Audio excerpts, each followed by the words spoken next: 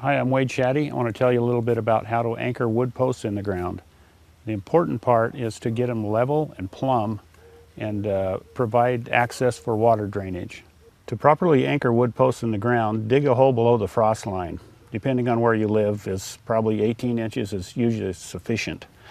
Put about 6 inches of gravel in the hole. Plant your post on top of that for drainage. Mix a bag of ready mixed concrete into a wheelbarrow with water. Pour another 6 inches of concrete into the hole. Level the post plumb.